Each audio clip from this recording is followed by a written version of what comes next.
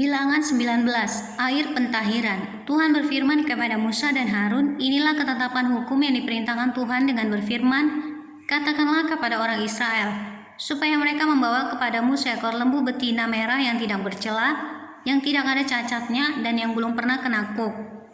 Dan haruslah kamu memberikannya kepada Imam Eleazar, maka lembu itu harus dibawa keluar tempat perkemahan, lalu disembelih di depan imam.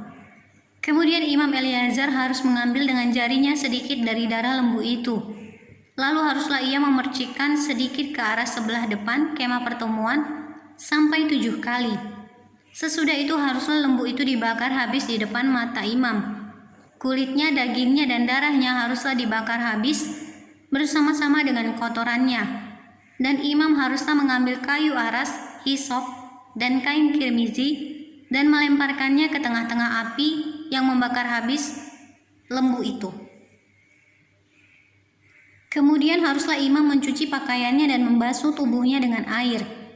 Sesudah itu masuk ke tempat perkemahan, dan imam itu najis sampai matahari terbenam.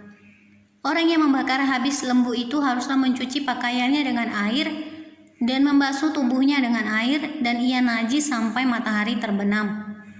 Maka seorang yang tahir haruslah mengumpulkan abu lembu itu dan menaruhnya pada suatu tempat yang tahir di luar tempat perkemahan, supaya semuanya itu tinggal tersimpan bagi umat Israel untuk membuat air pentahiran. Itulah penghapus dosa.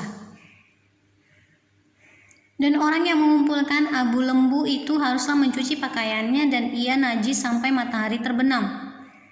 Itulah suatu ketetapan untuk selama-lamanya bagi orang Israel dan bagi orang asing yang tinggal di tengah-tengahmu. Orang yang kena kepada mayat, ia najis 7 hari lamanya. Ia harus menghapus dosa dari dirinya dengan air itu pada hari yang ketiga, dan pada hari yang ketujuh ia tahir. Tetapi jika pada hari yang ketiga ia tidak menghapus dosa dari dirinya, maka tidaklah ia tahir pada hari yang ketujuh. Setiap orang yang kena kepada mayat, yaitu tubuh manusia yang telah mati dan tidak menghapus dosa dari dirinya, ia menajiskan kemah suci Tuhan. Dan orang itu haruslah dilenyapkan dari Israel. Karena air pentahiran tidak disiramkan kepadanya, maka ia najis. Kenajisannya masih melekat padanya. Inilah hukumnya apabila seseorang mati dalam suatu kemah. Setiap orang yang masuk ke dalam kemah itu dan segala yang di dalam kemah itu najis 7 hari lamanya. Setiap bejana yang terbuka yang tidak ada kain penutup terikat di atasnya adalah najis.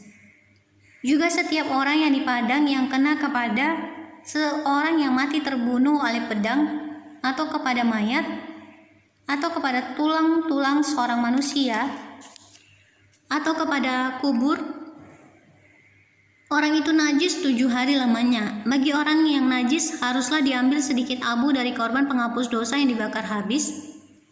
Lalu di dalam bejana abu itu dibubuhi air mengalir.